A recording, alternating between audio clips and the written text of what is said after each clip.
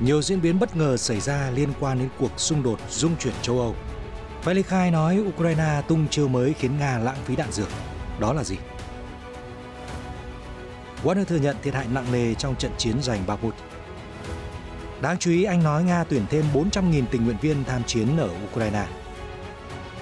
Hàng vạn lính Triều Tiên được cho là sắp đổ về Ukraine yểm trợ Nga. Cụ thể ra sao? Một nhà tuyên truyền Nga lại kêu gọi xóa Ukraine khỏi bản đồ thế giới. Ở diễn biến khác, Trung Quốc tiếp tục cảnh báo Đài Loan ly khai là đi vào ngõ cụt. Phụ nữ hưu trí Thụy Sĩ đưa vụ kiện đầu tiên về khí hậu lên tòa án châu Âu. Cháy rừng dữ dội làm sáng rực ngọn núi ở công viên quốc gia Thái Lan. Ở cuối bản tin, chiêm ngưỡng những quả trứng phục sinh khổng lồ ở Bỉ. Tất cả sẽ gửi đến quý vị ngay sau đây.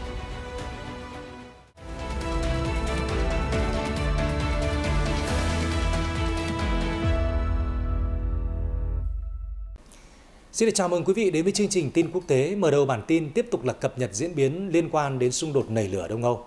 TASS dẫn lời quan chức về hưu của Cộng hòa Nhân dân Luhansk tự xưng Andrei Maroko hôm 30 tháng 3 cho biết lực lượng Ukraine đang áp dụng chiến thuật tấn công để kích động Nga đáp trả. Mục tiêu là thúc đẩy Moscow tiêu hao đạn dược dự phòng. Cụ thể, ông Maroko nói Ukraine đang sử dụng chiến thuật mới trong khu vực hoạt động của Quân đoàn 2 thuộc Bộ Quốc phòng Nga. Trong đó, phía Kiev có hành động khiêu khích các đơn vị của chúng tôi. Họ điều động nhóm nhỏ binh lính tiến sát về vị trí của Moscow, sau đó lập tức rút lui. Cùng lúc đó, Ukraine cũng khai hỏa cường độ thấp, chủ yếu là từ các loại vũ khí nhỏ và không có pháo binh hỗ trợ. Vị quan chức về hưu nghi ngờ rằng Ukraine sử dụng chiến thuật mới để thúc đẩy Nga sử dụng nhiều đạn dược một cách bừa bãi, trong khi Kiev lại đang tập trung tiết kiệm số đạn dược được phương Tây cung cấp. Thưa quý vị, trong khi đó, tử địa Bakhmut tiếp tục là nơi chôn vùi hàng loạt binh lính của cả Nga và Ukraine. Theo Telegraph, hôm 29 tháng 3 cho biết, ông chủ tập đoàn lính đánh thuê Wagner của Moscow thừa nhận giao tranh khốc liệt ở Bakhmut gây tổn thất nặng nề cho lực lượng của ông. Cụ thể, lãnh đạo tập đoàn lính đánh thuê Wagner, Yevgeny Prigozhin nói, cuộc chiến giành Bakhmut trên thực tế đã tiêu diệt quân đội Ukraine và thật không may, nó cũng gây thiệt hại nặng nề cho tập đoàn lính đánh thuê của chúng tôi. Ông cũng tuyên bố nếu Wagner giành được chiến thắng ở Bakhmut, thì đây sẽ là một bước ngoặt lớn trong cuộc chiến và toàn bộ lịch sử hiện đại. Ông Prigozhin nói thêm, nếu Wagner gieo mình ở chiến địa Bakhmut và kéo theo quân đội Ukraine, thì lực lượng chính quy Nga sẽ có điều kiện thuận lợi tiến hành cuộc tấn công tiếp theo. Như vậy, chúng tôi đã thực hiện được sứ mệnh lịch sử của mình. Các quan chức Nga cho biết, lực lượng của họ vẫn đang giành ưu thế trong các cuộc giao tranh xảy ra trên từng con phố ở Bakhmut. Tuy nhiên, cho đến nay, Moscow vẫn chưa thể bao vây và đẩy toàn bộ lực lượng Ukraine ra khỏi thành phố miền đông này. Hôm 29 tháng 3, tình báo Anh cho biết, Ukraine đã thành công trong nỗ lực đẩy lùi quân Nga ra khỏi một trong những tuyến đường tiếp tế chính của thành phố. Quyền lãnh đạo Cộng hòa Nhân dân Donetsk tự xưng DPR Denis Pushilin hôm 30 tháng 3 đã chỉ ra một số khu vực mà lực lượng vũ trang Ukraine sẽ tấn công nếu thực sự mở đợt phản công như những đồn đoán gần đây. TASS dẫn lời ông Pushilin nói rằng, tôi nghĩ nếu Ukraine cố gắng phản công, rất có thể họ sẽ phải tiến hành các cuộc tấn công vào một số khu vực, tiền tuyến Zaporizhia là một trong số đó. Khi được hỏi liệu có khả năng quân đội Ukraine có kế hoạch đánh vào các thành phố Berdyansk và Melitopol hay không, ông Pushilin cho rằng kế hoạch như vậy là quá đơn giản. Trong khi đó, lãnh đạo phong trào Chúng ta cùng với nước Nga, ông Vladimir Rogov, trước đó nói với TASS rằng cuộc tấn công của Ukraine dự kiến sẽ xảy ra cả bằng đường bộ và đường thủy. Ông tin rằng những chuyến thăm gần đây của Tổng thống Volodymyr Zelensky tới khu vực Zaporizhia do Kiev kiểm soát là động thái gián tiếp xác nhận Ukraine đang chuẩn bị phản công. Đáng chú ý, Bộ Quốc phòng Anh cho biết là các phương tiện truyền thông Nga gần đây đưa tin Điện Kremlin chuẩn bị bắt đầu một chiến dịch tuyển quân lớn với mục tiêu bổ sung thêm 400.000 quân chiến đấu ở Ukraine, thông tin được The Guardian đăng tải hôm 30 tháng 3. Phía London cho biết Moscow đang tiến hành chiến dịch tuyển mộ dưới dạng một chương trình tình nguyện nhắm vào các tình nguyện viên chuyên nghiệp chứ không phải là đợt huy động quân bắt buộc mới. Tuy nhiên, Bộ Quốc phòng Anh tuyên bố trên thực tế sự khác biệt giữa chương trình tình nguyện nói trên và lệnh huy động quân bắt buộc sẽ bị xóa nhòa. Vì dù sao đi chăng nữa, chính quyền địa phương cũng sẽ cố gắng đáp ứng mục tiêu tuyển dụng đã được Trung ương phân bổ bằng cách ép nam giới trong khu vực tham gia. Diễn biến trên xảy ra giữa lúc Nga được cho là đã đạt một số thành công trong những ngày qua, sau nhiều tuần trì trệ. Bộ Tổng tham mưu Ukraine cho biết trong 4 tuần liên tiếp của tháng này, số lượng trung bình các cuộc tấn công của Nga vào tiền tuyến đã giảm. Không dừng lại ở đó, Nga được cho là sắp nhận được nguồn hỗ trợ đắc lực từ châu Á. Eurostat ngày 30 tháng 3 cho biết Triều Tiên chuẩn bị gửi hàng vạn binh sĩ thuộc lực lượng vũ trang của nước này đến hỗ trợ chiến dịch quân sự đặc biệt của Moscow ở nước láng giềng. Thông tin trên được một phóng viên chiến trường của Đài truyền hình nhà nước Nga tuyên bố. Trong video được đăng tải trên kênh YouTube cá nhân, ông Alexander Slatkov, nhà báo kỳ cựu của Nga về các vấn đề quân sự tuyên bố Triều Tiên kiên quyết ủng hộ Moscow trong cuộc xung đột với Kiev. Ông nói thêm rằng Bình Nhưỡng sẵn sàng đóng góp nỗ lực bằng cách cử quân đội của mình tham gia chiến dịch quân sự đặc biệt của Nga ở Đông Âu. Tuy nhiên, ông Slatkov trích dẫn các nguồn tin ở Bình Nhưỡng cho biết, để cung cấp hỗ trợ quân sự cho Nga, Triều Tiên cần có sự chấp thuận của Trung Quốc. Nhà báo cho biết thêm, một lực lượng ấn tượng gồm ít nhất 50.000 binh sĩ Triều Tiên đã sẵn sàng hỗ trợ quân đội Nga, và lệnh triển khai lực lượng này có thể được ban bố ngay lập tức. Ông Slatkov mô tả Triều Tiên đã kêu gọi quân tình nguyện tham gia chiến dịch của Nga ở Ukraine, và chỉ trong ngày đầu tiên, đông đảo người đã háo hức đăng ký. Theo nhà báo kỳ cựu người Nga, bà Kim Yo-jong, em gái của nhà lãnh đạo Triều Tiên Kim Jong-un đã tuyên bố Bình Nhưỡng cùng hội cùng thuyền với Nga và ngụ ý rằng Triều Tiên ủng hộ quan điểm của Moscow đối với cuộc xung đột ở Ukraine. Ngoài ra, cũng chính bà Kim đã không ngại cảnh báo chiến tranh có thể nổ ra giữa Triều Tiên và Hoa Kỳ. Nhà báo Slatkov nói, tôi đã nói chuyện với một người bạn là lãnh đạo tổ chức cựu chiến binh trong chiến tranh Triều Tiên. Khi tôi hỏi Bình Nhưỡng đang có gì mới, ông ấy nói rằng có 50.000 quân thuộc lực lượng đặc biệt đã sẵn sàng triển khai. Trong khi đó, Đài Phát thanh và Truyền hình Hàn Quốc KBS cũng đưa tin Bình Nhưỡng đang tìm cách gửi quân tình nguyện đến hỗ trợ Nga giữa lúc xung đột ở Ukraine kéo dài. Tuy nhiên, theo KBS, số quân Triều Tiên dự kiến gửi sang Đông Âu chỉ vào khoảng 10 đến 15.000 quân mỗi tháng. KBS trích dẫn các báo cáo của truyền thông Ukraine hôm 30 tháng 3 cho biết, một cơ quan truyền thông trực tuyến thân chính phủ của Nga đã đưa tin quân tình nguyện Triều Tiên dự kiến được triển khai tới miền đông Ukraine. Nguồn tin cho biết các binh sĩ sẽ được trang bị vũ khí và đạn pháo riêng. Nga đang tìm kiếm các sĩ quan có thể nói tiếng Triều Tiên để hỗ trợ các binh sĩ tình nguyện của Bình Nhưỡng. Một sĩ quan Nga giấu tên nói rằng Bình Nhưỡng có thể triển khai từ 10 đến 15.000 binh sĩ Triều Tiên mỗi tháng.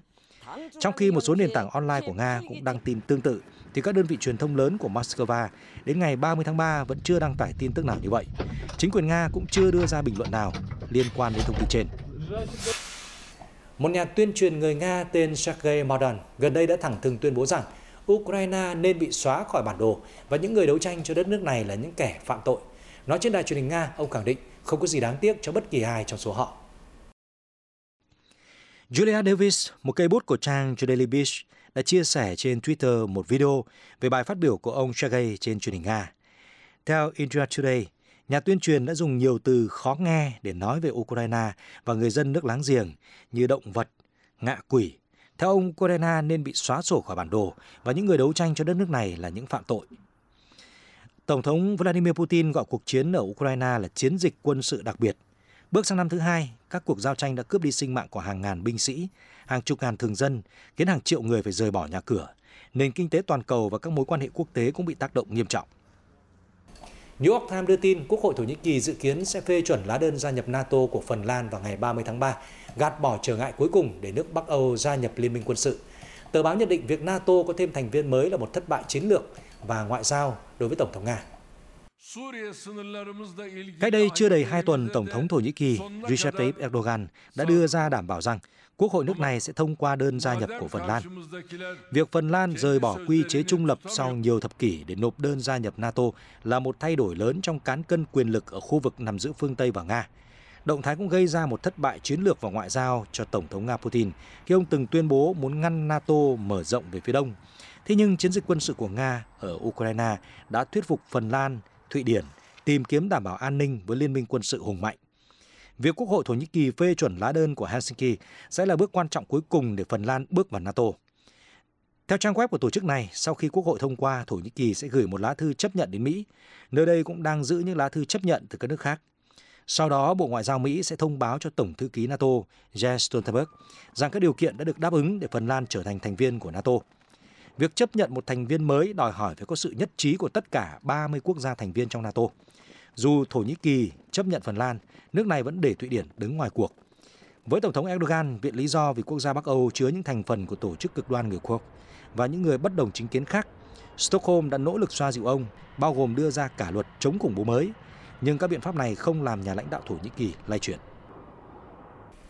New York Times ngày 30 tháng 3 dẫn lời giới chức Mỹ nhận định việc Phần Lan gia nhập NATO sẽ bổ sung một trong những quân đội thời chiến mạnh nhất của Tây Âu và Liên minh, cũng như khả năng tình báo và giám sát biên giới được nâng cấp qua nhiều thập kỷ. Dù quốc gia Bắc Âu có số quân nhân tại ngũ khá khiêm tốn, 23.000 quân, nhưng sức mạnh thời chiến của Phần Lan có thể tăng nhanh chóng lên 280.000, theo New York Times. James Stavridis, đô đốc Mỹ đã nghỉ hưu và là cựu chỉ huy quân sự hàng đầu của NATO cho biết, về mặt địa lý, việc họ gia nhập liên minh sẽ tạo thêm một đường biên giới rộng lớn, làm phức tạp thêm tính toán của Tổng thống Putin, một điểm cộng rất lớn cho NATO.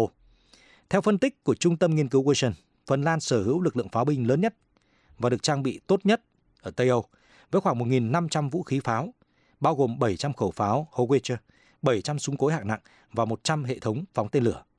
Các quan chức Mỹ còn cho biết Phần Lan cũng sẽ đóng một vai trò quan trọng trong việc tiến hành các hoạt động hàng hải ở khu vực Bắc Cực, vốn chứng kiến cuộc cạnh tranh ngày càng gay gắt giữa các cường quốc. Reuters hôm 19 tháng 3 cho biết Ngoại trưởng Moldova Nicu Popescu nói rằng tình trạng rửa tiền quy mô lớn và trộm cắp trong hệ thống ngân hàng đã làm xáo trộn hệ thống tư pháp của nước này. Moldova sẽ nhanh chóng cải tổ hệ thống để giải quyết tình trạng trên. Phát biểu từ Berlin, Ngoại trưởng Popescu nói rằng việc Moldova gia nhập EU là cách duy nhất và tốt nhất để đảm bảo phần châu Âu của nước này có thể bình yên trở lại. Ông cũng nói rằng muốn trở thành một phần lịch sử của EU, chúng tôi không chỉ đơn thuần là điền vào các điều khoản của đơn đăng ký và thông qua luật, mà quan trọng hơn là lựa chọn nền văn minh. Để đạt được điều đó, chúng tôi cần phải giải quyết các vấn đề nội bộ tồn đọng. Theo Reuters, Moldova, quốc gia 2,5 triệu dân, đã bị ảnh hưởng nghiêm trọng do cuộc chiến khốc liệt ở nước láng giềng Ukraine. Tỷ lệ lạm phát đã tăng lên hơn 20% và một số nguồn cung điện bị cắt do tác động từ các đòn tấn công của Moscow và hạ tầng năng lượng của Kiev. Ở diễn biến khác, Thủ tướng Trung Quốc Lý Cường gần đây dường như tiếp tục nêu thông điệp phản đối phương Tây. Cụ thể là ông đã kêu gọi cộng đồng quốc tế phản đối các biện pháp trừng phạt đơn phương và những động thái lập khối đối đầu trên thế giới, TASS cho biết hôm 30 tháng 3. Phát biểu tại lễ khai mạc Hội nghị Diễn đàn Châu Á-Bắc Ngao diễn ra từ ngày 28 đến 31 tháng 3, Thủ tướng Trung Quốc Lý Cường nói, chúng ta nên tuân thủ sáng kiến an ninh toàn cầu, chống lại việc lạm dụng các biện pháp trừng phạt đơn phương và quyền tài phán dài hạn, đồng thời phản đối thành các khối đối đầu và buộc các nước chọn bên. Ông cũng nêu rõ rằng Bắc Kinh kêu gọi giải quyết khác biệt giữa các quốc gia một cách hòa bình. Cần phải có những nỗ lực chung để duy trì hòa bình và ổn định trên toàn thế giới. Cộng đồng quốc tế cần đoàn kết để cùng thúc đẩy phát triển toàn cầu, ông Lý Cường nói. Theo TASS, Diễn đàn Bắc Ngao được thành lập vào năm 2001, quy tụ khoảng 30 quốc gia ở khu vực châu Á-Thái Bình Dương. Đây là một nền tảng quan trọng để ký kết các thỏa thuận cũng như điều phối vị trí của giới kinh doanh và chính phủ các quốc gia châu Á cùng nhiều khu vực khác trên thế giới. Bắc Kinh xem sự kiện này là công cụ hữu hiệu để ngoại giao gia tăng sức mạnh mềm. Liên quan đến tình hình khu vực châu Á, quan hệ đôi bờ eo biển Đài Loan tiếp tục căng thẳng. Tại một cuộc họp báo ở Bắc Kinh hôm 29 tháng 3, phát ngôn viên Văn phòng Sự vụ đảo Đài Loan thuộc Hội đồng Nhà nước Trung Quốc Chu Phượng Liên đã tái khẳng định quan điểm Đài Loan đi khai là đi vào ngõ cụt. Reuters hôm 29 tháng 3 cho biết, theo một khảo sát, 85% người dân đảo Đài Loan tin rằng Mỹ đang tiến hành kế hoạch phá hủy Đài Loan. Tuy nhiên, Đảng Dân Chủ cầm quyền của hòn đảo DPP khẳng định đó chỉ là hình thức truyền bá tư tưởng của những người phóng đại thuyết âm mưu chống Mỹ và phối hợp với Trung Quốc đại lục tiến hành chiến tranh nhận thức để phá hoại quan hệ giữa Đài Loan và Hoa Kỳ. Bình luận về tuyên bố của Đảng cầm quyền Đài Loan, bà Chu Phượng Liên chỉ ra rằng giới chức trong DPP chỉ quan tâm lợi ích chính trị của mình và không mang đến an toàn và hạnh phúc của đồng bào Đài Loan, cố thông đồng với thế lực bên ngoài để chia rẽ đất nước. Nữ phát ngôn viên cũng nhấn mạnh kết quả của khảo sát nói trên phản ánh sự hoài nghi của đa số đồng bào Đài Loan về cách Mỹ dùng hòn đảo như một quân cờ. Họ cũng lo lắng cho tương lai và vận mệnh của mình. Bà Chu nói thêm vì lợi ích của mình, các thế lực chống Trung Quốc ở Mỹ đang thông đồng và hỗ trợ những kẻ ly khai ở Đài Loan để hành động liều lĩnh và khiêu khích, gia tăng căng thẳng tại eo biển Đài Loan. Mục đích của họ là dùng vấn đề Đài Loan để kìm hãm Trung Quốc phát triển, tổn hại lợi ích và ngăn quá trình trẻ hóa của chúng tôi, dù giá phải trả cho nỗ lực trên là hủy hoại Đài Loan. Chuyện Mỹ theo đuổi lợi ích của mình, gieo rắc rối, sự chia rẽ và xung đột khắp thế giới đã phơi bày quá rõ ràng. Họ thậm chí còn lạm dụng vũ lực. Các hoạt động quân sự của Washington tại các nước như Iraq, Afghanistan, Libya đã dẫn đến vô số thảm cảnh nhân đạo và phá hoại nghiêm trọng sự ổn định và an ninh khu vực cũng như thế giới. Tuy nhiên, Mỹ luôn luôn vắt tranh bỏ vỏ và để lại mớ hỗn độn, sau đó thành kẻ thắng lớn. Đó chính là chủ trương nước Mỹ trên hết. Thêm vào đó, theo bà Chu, Trung Quốc mạnh mẽ kêu gọi Mỹ ngừng chơi chiêu bài Đài Loan và dùng nó để kìm hãm Bắc Kinh. Chúng tôi tin rằng ngày càng nhiều đồng bào Đài Loan nhận ra rằng con đường Đài Loan độc lập dẫn vào ngõ cụt và thế lực bên ngoài không thể đáng tin. Đài Loan đơn thuần là một quân cờ thí mà Mỹ dùng để ngăn Trung Quốc phát triển. DPP đang hành động như một con rối của Mỹ, điều đó chỉ khiến hòn đảo bị hủy diệt và người dân rơi vào thảm họa. Chúng tôi hy vọng Đài Loan sẽ cùng Trung Quốc thúc đẩy hòa bình, xây dựng quan hệ đôi bờ eo biển phát triển bền chặt và một quê hương yên bình, nơi người dân đôi bờ eo biển có thể chung sống hòa bình.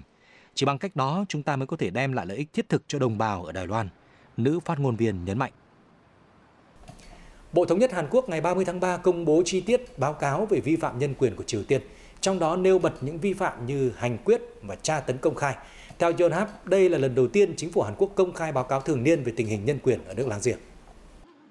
Báo cáo dài 450 trang được viết dựa trên khoảng 1.600 trường hợp vi phạm nhân quyền do 508 người Triều Tiên đào tẩu làm chứng từ năm 2017 đến năm 2022, theo Bộ Thống nhất Hàn Quốc. Việc công bố báo cáo thể hiện cam kết của chính phủ Hàn Quốc trong việc cải thiện tình hình nhân quyền của Triều Tiên một cách thiết thực. Yonhap trích tuyên bố của bộ này cho hay. Theo báo cáo, quyền sống của người dân Triều Tiên dường như bị đe dọa nghiêm trọng khi chính quyền nước này tùy tiện sử dụng quyền lực gây vi phạm nhân quyền. Chính quyền Triều Tiên thậm chí dùng án tử đối với các trường hợp xem, phát tán các video được sản xuất ở Hàn Quốc hoặc các hoạt động liên quan đến tôn giáo, mê tín dị đoan. Theo Yonhap, vào năm 2020, Bình Nhưỡng đã ban hành luật kết án tù khổ sai lên đến 10 năm đối với người truyền bá văn hóa và thông tin nước ngoài. Hình phạt đặc biệt nghiêm khắc hơn đối với người xem và truyền bá các bộ phim truyền hình, phim ảnh và âm nhạc của Hàn Quốc. Ngoài các vụ hành quyết, báo cáo của Hàn Quốc còn liệt kê nhiều loại vi phạm nhân quyền khác như tra tấn, đối xử vô nhân đạo. Báo cáo tố cáo Triều Tiên tiến hành các thí nghiệm y tế trên cơ thể người có vấn đề tâm thần mà không có sự đồng ý của họ. Theo tài liệu, cho đến nay, quốc gia Đông Bắc Á có tổng cộng 11 trại tù chính trị trên toàn quốc, với 5 trại hiện đang hoạt động. Bộ Thống nhất Hàn Quốc thông báo họ sẽ công bố bản báo cáo bằng tiếng Anh nhằm thông tin đến thế giới về tình hình ở nước láng giềng miền Bắc. Bộ trưởng Bộ Thống nhất Kwon Yong-se cho biết, chính phủ sẽ không ngừng cải thiện tình hình nhân quyền Triều Tiên bằng cách hợp tác với cộng đồng quốc tế cho đến khi người dân láng giềng có cuộc sống tốt hơn. Bộ trưởng Thương mại Hàn Quốc hôm 30 tháng 3 cho biết các tiêu chí để đủ điều kiện nhận khoản trợ cấp chất bán dẫn của Mỹ có thể là gánh nặng cho các công ty như là Samsung và SK Hynix Inc. Reuters đưa tin cùng ngày. Các điều kiện bao gồm chia sẻ khoản lợi nhuận vượt mức với chính phủ Mỹ và 3 nguồn tin trong ngày nói rằng quy trình đăng ký nhận trợ cấp có thể làm lộ chiến lược bí mật của công ty. Các nguồn trợ cấp sẽ được trích từ nguồn quỹ sản xuất và nghiên cứu trị giá 52 tỷ đô la, còn được gọi là đạo luật CHIPS mà Bộ Thương mại Mỹ hướng dẫn và vạch kế hoạch vào tháng này.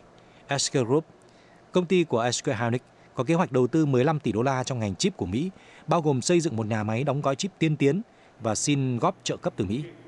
Samsung cũng đang xây dựng một nhà máy chip ở Texas tiêu tốn hơn 25 tỷ đô la và đang xem xét các chỉ dẫn liên quan. Tuy nhiên, quy trình xin trợ cấp có thể yêu cầu các đơn vị cung cấp thông tin có phần nhạy cảm, giống như tiết lộ chiến lược của công ty. Tất cả thông tin mà phía Mỹ yêu cầu đều là bí mật và rất quan trọng trong lĩnh vực chip, nhất là cơ cấu chi phí, một nguồn tin của Reuters chia sẻ. Bộ trưởng Thương mại Hàn Quốc An Dukyun hôm 30 tháng 3 nói rằng khoản trợ cấp của Mỹ phản ánh quan điểm của chính phủ và các công ty Hàn Quốc rằng họ không áp đặt quá nhiều sức ép lên các doanh nghiệp. Bình luận trên được ông An đưa ra sau cuộc gặp với đại diện thương mại Hoa Kỳ Catherine Tai ở Hàn Quốc. Seoul là ngành sản xuất chip hàng đầu và là nhà đầu tư chính vào lĩnh vực chip của Mỹ. Bộ Thương mại Mỹ sẽ chấp thuận các đơn xin trợ cấp cho các đơn vị sản xuất chip hàng đầu từ ngày 31 tháng 3.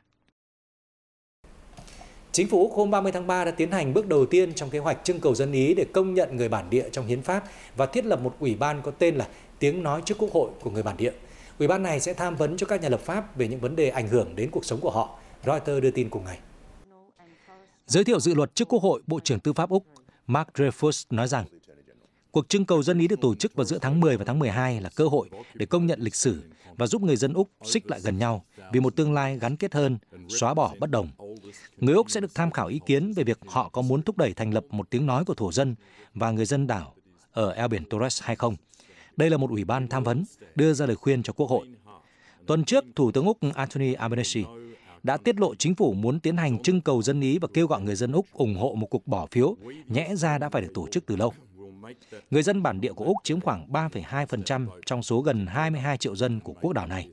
Họ đã chịu mức hỗ trợ dưới mức trung bình trong mọi vấn đề kinh tế xã hội. Người bản địa cũng không được đề cập trong hiến pháp 122 tuổi của Úc. Họ bị gạt sang lề xã hội dưới thời thực dân Anh cai trị và không có quyền bầu cử cho đến những năm 1960. Ở diễn biến khác, hôm 29 tháng 3, Ngoại trưởng Nga Sergei Lavrov nói rằng ông hy vọng những bất đồng giữa Azerbaijan và Iran sẽ sớm được giải quyết. Theo Reuters, quan hệ giữa Azerbaijan và Iran, hai quốc gia có lượng dân số là người dân tộc thiểu số Azeris ở phía tây bắc đất nước đã trở nên căng thẳng trong những tháng gần đây, sau khi Azerbaijan thông báo kế hoạch thắt chặt quan hệ song phương với Israel. Cơ quan dịch vụ an ninh của Azerbaijan hôm 29 tháng 3 cho biết đang điều tra một vụ tấn công cực đoan sau khi một nhà lập pháp có quan điểm chống Iran vô cùng gay gắt đã bị tấn công bằng súng ngay tại nhà. Ngoại trưởng Nga nhấn mạnh Moscow hy vọng rằng những bất đồng hiện tại trong quan hệ giữa Azerbaijan và Iran chỉ là nhất thời và sẽ sớm được giải quyết. Nỗ lực này sẽ thúc đẩy quan hệ hợp tác ba bên giữa Nga, Iran, Azerbaijan, bao gồm tiếp tục tăng cường lợi ích chung trong các dự án quan trọng thông qua khuôn khổ phát triển hành lang vận tải quốc tế mà các nước đã cam kết. Moscow luôn sẵn sàng giúp những người bạn của mình giải quyết mọi vấn đề. Tại Israel, Reuters hôm 30 tháng 3 cho biết là người biểu tình đã tiếp tục xuống đường ở Tel Aviv vào hôm 29 tháng 3, mặc dù Thủ tướng Benjamin Netanyahu đã tuyên bố hoãn kế hoạch cải cách tư pháp. Tại sao lại như vậy? Xin mời quý vị tiếp tục theo dõi. Chia sẻ với Reuters, nhiều người biểu tình cho biết họ phản đối kế hoạch thành lập lực lượng vệ binh quốc gia dưới quyền của Bộ trưởng An ninh Quốc gia theo đường lối cứng rắn Itamar Ben-Gvir. Dưới nhiệm kỳ thứ 6, Thủ tướng Netanyahu đang kẹt giữa liên minh quốc gia và tôn giáo, bao gồm những thành viên cực hữu. Điều này khiến phương Tây lo lắng những nỗ lực hòa giải giữa Israel và Palestine sẽ vấp phải rào cản lớn, cũng như hợp tác chiến lược về vấn đề Iran cũng bị suy giảm. Đảng đối lập Israel đã cáo buộc ông Netanyahu đe dọa sự độc lập của tư pháp giữa lúc ông bị cáo buộc tham nhũng. Vị thủ tướng đã bác bỏ có hành vi sai trái. Tại Mexico, theo ghi nhận của Reuters, khoảng 12 người đã xuống đường ở thành phố Mexico City hôm 29 tháng 3 để đòi công lý và yêu cầu trách nhiệm giải trình sau vụ hỏa hoạn thảm khốc xảy ra ở một trung tâm giam giữ người di cư khiến cho 39 người thiệt mạng. Các nhà hoạt động về nhân quyền và di cư đã căng biểu ngữ với nội dung phản đối cho rằng các nạn nhân trong vụ cháy hôm 27 tháng 3 đã bị sát hại, chứ không phải gặp nạn. Họ hô vang khẩu hiệu công lý ở ngoài tòa nhà Bộ Nội vụ Mexico ở thủ đô. Trước đó vào hôm 27 tháng 3, 39 người di cư đã thiệt mạng khi ở trong một trung tâm gần thành phố biên giới Ciudad Juárez, đối diện El Paso, bang Texas của Mỹ. Tổng thống Mexico Manuel López Obrador nói rằng đám cháy bùng phát do hậu quả từ vụ biểu tình của người di cư nhằm phản đối bị trục xuất. Điều phối viên pháp lý tại Viện Phụ nữ di cư Lorena Cano đã tham gia cuộc biểu tình ở thủ đô. Bà nói rằng vụ việc nói trên đã phơi bày bất cập trong chính sách nhập cư của Mexico. Cơ sở xảy ra hỏa hoạn ở Ciudad Juárez thuộc về Viện Di cư Quốc gia, Bộ Nội vụ Mexico. Vụ việc xảy ra khi Mexico vật lộn giải quyết tình trạng gia tăng người nhập cư vượt biên trái phép đến Mỹ. Trong khi đối mặt hàng loạt chỉ trích, trong một hội thảo hôm 29 tháng 3, ông López Obrador tuyên bố chính phủ của ông sẽ không tha thứ cho các hành động vi phạm nhân quyền. Một cuộc điều tra đang được tiến hành để xác định nguyên nhân xảy ra vụ cháy nói trên. Sẽ được chuyển sang những tin tức liên quan đến khí hậu. Thưa quý vị, Reuters hôm 30 tháng 3 cho biết là hàng ngàn phụ nữ lớn tuổi ở Thụy Sĩ đã tham gia vụ án về khí hậu đầu tiên được xét xử tại Tòa án Nhân quyền châu Âu. Họ cho rằng những nỗ lực không thỏa đáng của chính phủ trong việc chống lại tình trạng nóng lên toàn cầu đã vi phạm nhân quyền của họ. Vụ kiện về tình trạng biến đổi khí hậu đầu tiên đã được một nhóm phụ nữ hưu trí đưa lên Tòa án Strasbourg. Họ cho rằng giới chức không hành động đủ dù nhiệt độ đang tăng cao giữa đợt nắng nóng và ảnh hưởng nghiêm trọng đến sức khỏe của người cao tuổi. Phiên điều trần tại tòa án được kỳ vọng sẽ tạo ra một tiền lệ vô cùng quan trọng. Các nữ luật sư nỗ lực đạt được phán quyết có thể buộc Thụy Sĩ cắt giảm lượng khí thải carbon nhanh hơn kế hoạch. Hơn 100 người ủng hộ và các nhà hoạt động khí hậu đã tập trung bên ngoài phòng xử án, cầm theo biểu ngữ và hoa. Họ hô vang "Bravo" khi mỗi người phụ nữ rời khỏi tòa án. Một cảnh quay từ máy bay không người lái ngày 29 tháng 3 đã cho thấy mức độ tàn phá của trận lũ lụt ở quận Tulare, bang California sau khi nơi này hứng chịu một cơn lốc xoáy kinh hoàng vào tuần trước. Đoạn video cho thấy các con đường và cây cối gần như bị nhấn chìm trong nước ở thung lũng Central Valley, California, vốn là một khu vực nông nghiệp lớn. Thời tiết khắc nghiệt ở California những tuần qua đã buộc hàng ngàn cư dân phải rời bỏ nhà cửa đi sơ tán. Tuần trước, khoảng 12.000 người chủ yếu sống ở quận Tulare đã được lệnh sơ tán do nước dâng cao từ các vụ vỡ đê. Trong khi đó, theo truyền thông địa phương, hồ Tulare đã khô cạn cách đây 80 năm tại California, được cho là sẽ xuất hiện trở lại khi lượng mưa lớn tích tụ sẽ tràn ngập khắp các con sông của bang. Truyền thông Peru ngày 30 tháng 3 cho biết là người dân ở miền Bắc nước này đang đối mặt với hậu quả của những trận mưa xối xả tại khu vực trong 2 ngày trước đó. Đánh giá thiệt hại với cơ sở hạ tầng và cố thu gom đồ đạc sau cơn lũ, Người dân Peru ở Piura Tumbes và Moyobamba đang phải vật lộn để đứng dậy một lần nữa. Điều duy nhất chúng tôi yêu cầu là một số áo phao để chúng tôi có thể giúp đỡ mọi người. Có rất nhiều rủi ro sau các cơn mưa lớn. Chúng tôi có thể rơi xuống sông hoặc bị tảng đá va vào mình. Một người dân địa phương tên Victor Valencia chia sẻ với Reuters. Theo truyền thông địa phương, vào đêm 28 tháng 3, thành phố Piura đã phải hứng chịu cơn bão kéo dài 4 giờ. Trong khi ở Tumbes, lượng mưa lớn những ngày qua đã kích hoạt báo động rủi ro ở 25 con lạch.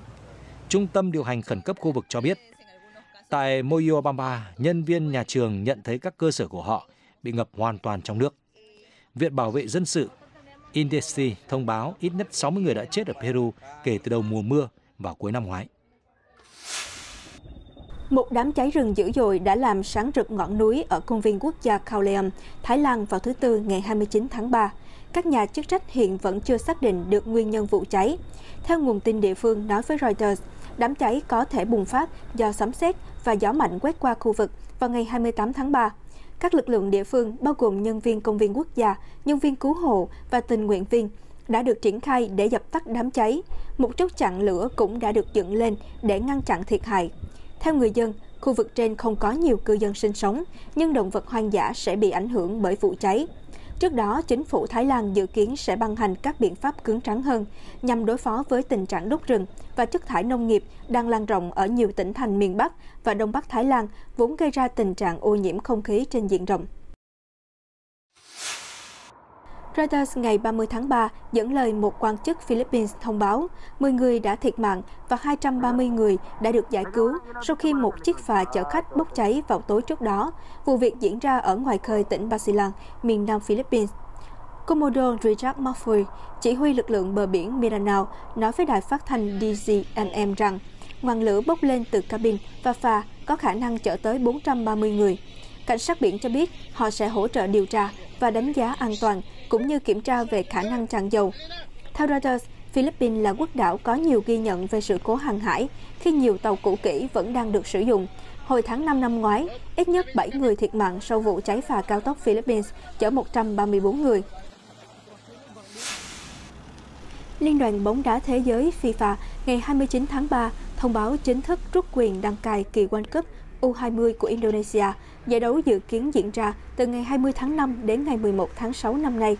Quyết định được đưa ra sau khi Liên đoàn bóng đá Indonesia PSSI đã hủy bỏ lễ bốc thăm sau khi thống đốc Bali từ chối sự tham gia của đội tuyển Israel, hòn đảo vốn có đông người theo đạo Hindu.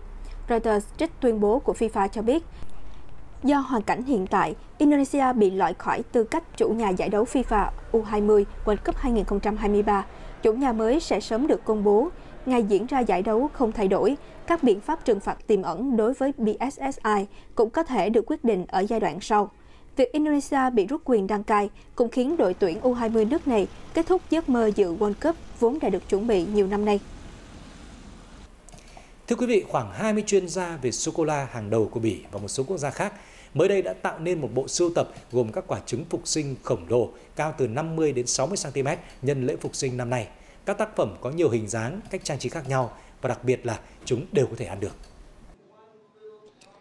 Rất đông du khách tụ tập về bảo tàng nghệ thuật nằm bên trong một khách sạn sang trọng ở Bruxelles để ngắm nhìn những quả trứng phục sinh khổng lồ, độc đáo và bắt mắt.